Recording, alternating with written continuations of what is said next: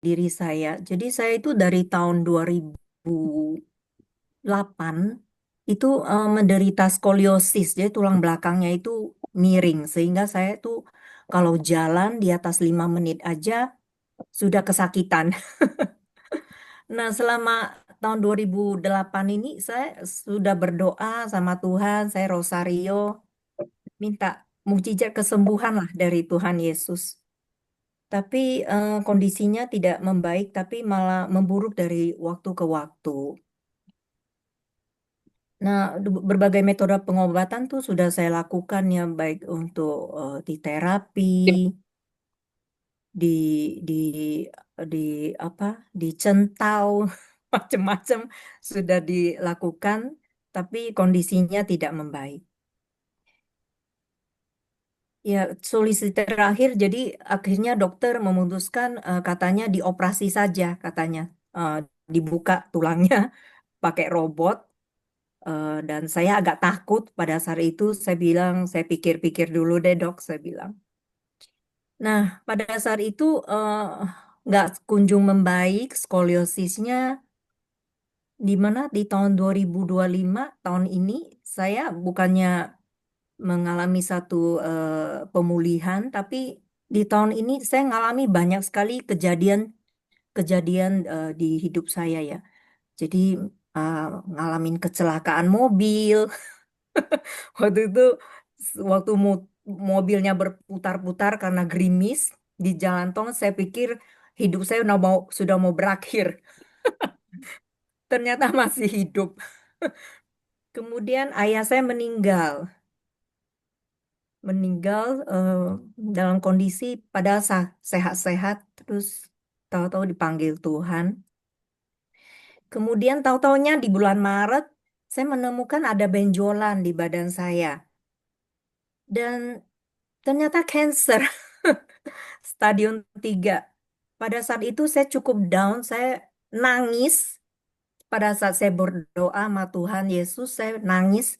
Saya bilang, Tuhan, skoliosis saya dari tahun 2008 sampai sekarang aja belum menemukan titik yang membaik lah. Nah, sekarang kok ditambahin lagi cancer sakitnya. Terus gak lama mama saya jatuh, patah tulang. Terus dioperasi juga. Dan ini Romo Yus yang dikenalin sama Bu Julia pada saat itu datang ke rumah saya, juga ikut mendoakan saya. Ya, Bu Julia, makasih. Ternyata Romo eh, malah duluan dipanggil karena sakit kanker juga katanya. Ya, jadi semua ini saya rasa merupakan ujian dalam perjalanan saya saja. Nah, singkat kata, saya terus menuju ke Pineng bersama suami saya untuk berobat. Nah, pada saat itu saya tinggal di satu hotel yang berdekatan dengan Gereja Katolik Mother of Sorrow di Jalan McAllister. Nah, saya tuh sangat adore banget sama Bunda Maria. Jadi saya berdoa di patung Bunda Maria bersama suami saya pada saat itu. Next, May. Nah, pada saat itu jam 6 pas sedang doa malaikat Tuhan.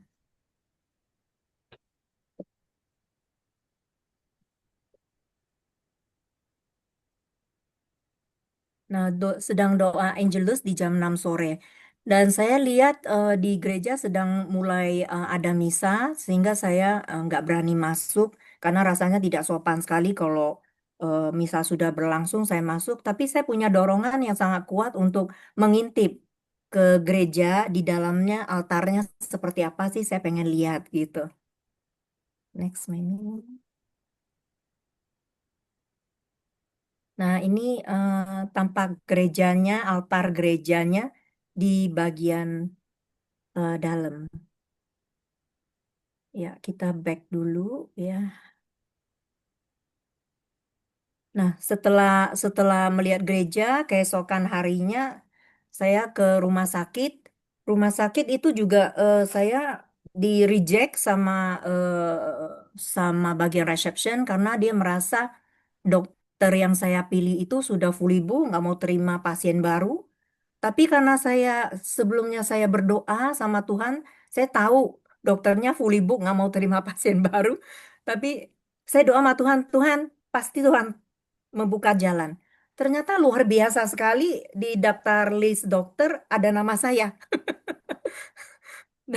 Dan saya juga bingung dan susternya nyamperin saya, kok ibu bisa masuk ya? Katanya padahal udah fully book. Oh, nggak tahu saya asal booking aja saya bilang.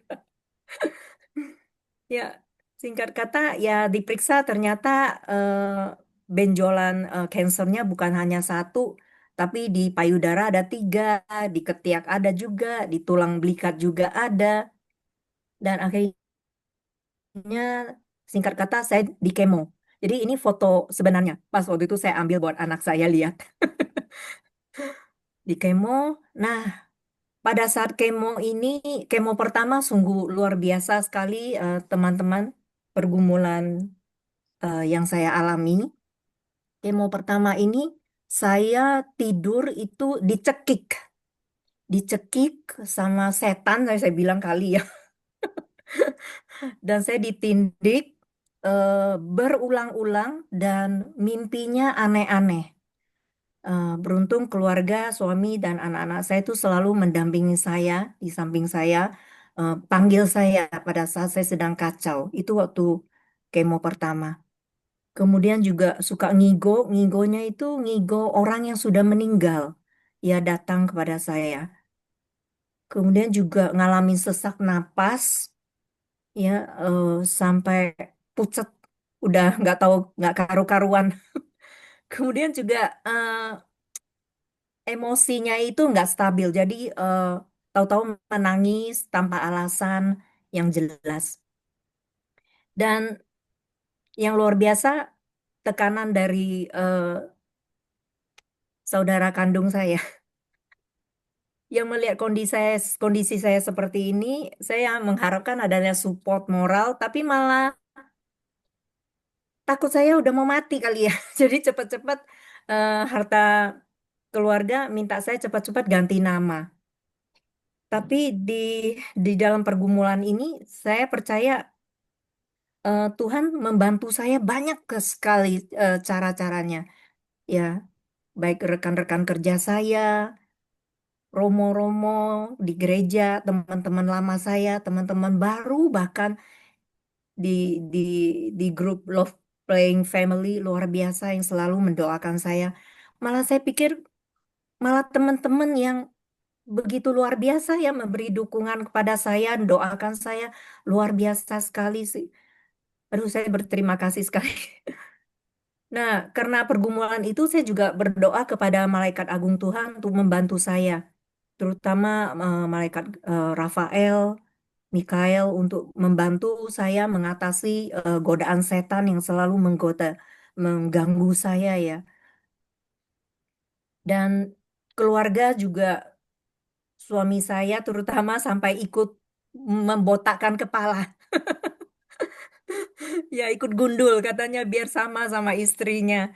Dan eh, keluarga setiap malam itu eh, kita doa rosario dari semenjak tahun 2020 sejak COVID sampai sekarang sih.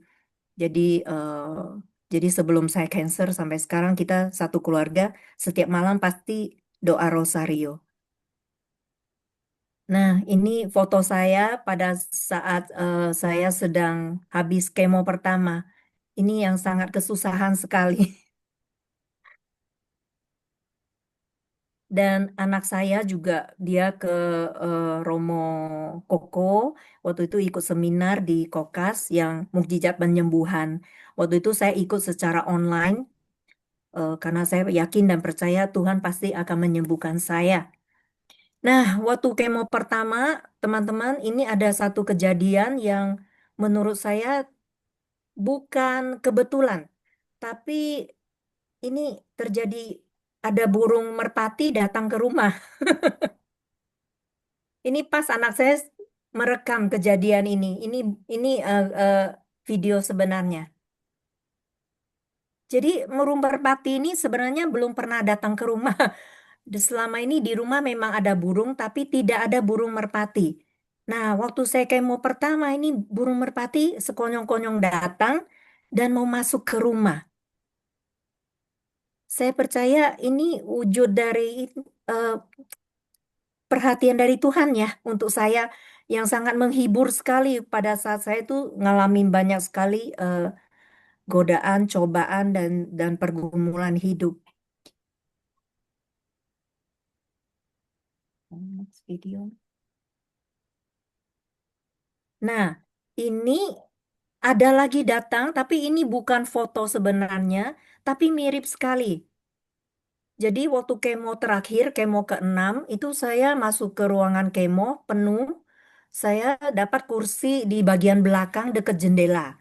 Nah, pada saat saya duduk, nggak lama datang burung merpati, hinggap di luar jendela, kutuk-kutuk-kutuk, liatin saya. Saya sampai kaget. Wah, waktu pertama ada burung merpati, ini ke-6, datang lagi burung merpati. Aduh, terima kasih ya Tuhan. Saya percaya Tuhan tuh memperhatikan kita dengan segala caranya yang luar biasa. Dan ini pada saat terakhir sebelum saya mau dioperasi untuk pengangkatan cancer, itu di sebelum operasi kita kan di USG, di mammo, di CT scan lagi. Nah, pada saat ngantri untuk masuk ke ruang lab itu saya berdoa sama Tuhan, Tuhan masih ada waktu lah kalau Tuhan mau bantu saya memberi mukjizat pada saya. Di last minute saya percaya bahkan hasil lab pun kalau tidak baik Tuhan bisa merubah hasil lab itu. Saya percaya, saya doa saya terus di di di di di ruang USG itu sebelum mau melakukan eh, eh, operasi.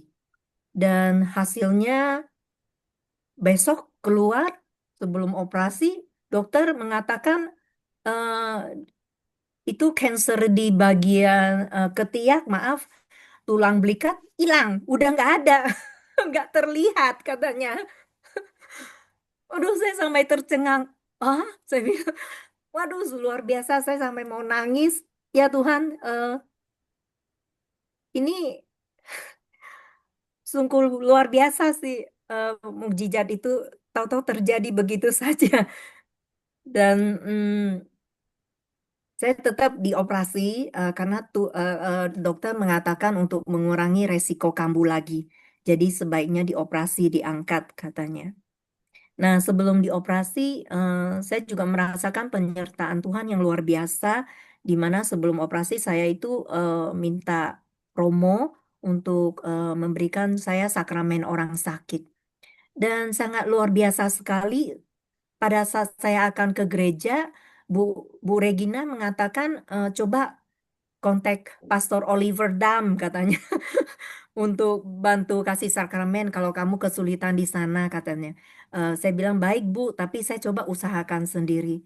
Dan saya pergi ke gereja, tahu-taunya menerima sakramen dengan Romo Oliver ini. Dan saya nggak tahu ini adalah Romo yang direkomendasi oleh Bu Regina atau kenalannya Bu Regina. Nah, pada saat saya share foto ini ke Bu Regina juga ikut terkejut. Loh, kok bisa kebetulan begini katanya. Eh, fotonya hilang, Mei. Iya, jadi eh, singkat aja sih teman-teman. Jadi saya mau sharing bahwa walaupun kita banyak pergumulan hidup, banyak masalah dalam hidup kita, kita jangan menyerah. Ya, saya percaya dengan sakit skoliosis saya yang pertama di tahun 2008 sampai sekarang pun masih sakit, ditambah lagi cancer, itu setan tuh saya merasa mengelilingi saya kali ya. Dia mau melihat saya apakah saya akan jatuh dalam iman saya. Ya, tapi saya bilang enggak, saya tidak akan jatuh. Saya berdoa, saya percaya Tuhan akan membantu saya. Bahkan ada satu mukjizat yang luar biasa yang saya alami. Maybe back to the video yang gereja tadi, yang gereja sayang. Ya, yang gereja. Nah, ini yang Bunda Maria, saya tambahkan satu, mudah waktunya cukup. Jadi, eh, sehari sebelum saya di kemo, pada pagi hari, saya bangun jam 6. Itu saya ngobrol sama suami saya, nggak lama saya merasa kayak tertidur sebentar. Pada saat tertidur itu, saya sudah berada di dalam gereja. Di dalam gereja, sorry, yang di dalam gereja. Nah, saya sudah di dalam gereja. Saya duduk di row umat di bagian tengah. Sekonyong-konyong, saya lihat dari sini ada Bunda Maria berdiri di sini, memegang secari kertas. Nah, saya bilang sama Bunda Maria di dalam hati, karena kalau bicara dengan yang mulia begini, maaf, bukan dengan mulut, tapi dengan hati. Saya bilang, Bunda, saya nggak bisa lihat kertasnya. Tahu-taunya badan saya tuh terdorong dari kursi umat di sini, terdorong langsung ke depan sini. Dan saya lihat Bunda Maria memegang kertas, di sana tertulis Matius 17 ayat 11. Ya, saya habis itu langsung terbangun, saya cerita ke suami saya. Jadi eh, teman-teman nanti kalau mau buka, apa sih isi dari Matius 17 ayat 11 ini? Itu penyertaan Bunda Maria, bantuan doa dari Bunda Maria, campur tangan Bunda Maria, itu sangat luar biasa sekali. Jadi sharing saya tuh yang luar biasa poinnya di sini ya, dan sangat related banget sih ya Bu sama eh, sharing pastor pada pada malam ini mengenai Bunda Maria. Itu aja sih dari saya, teman-teman. Terima kasih udah mau mendengarkan. Eh, Semoga sharing ini bisa saling menguatkan, saling memberi kekuatan di kala kita mengalami banyak pergumulan. Iya, terima kasih, teman-teman.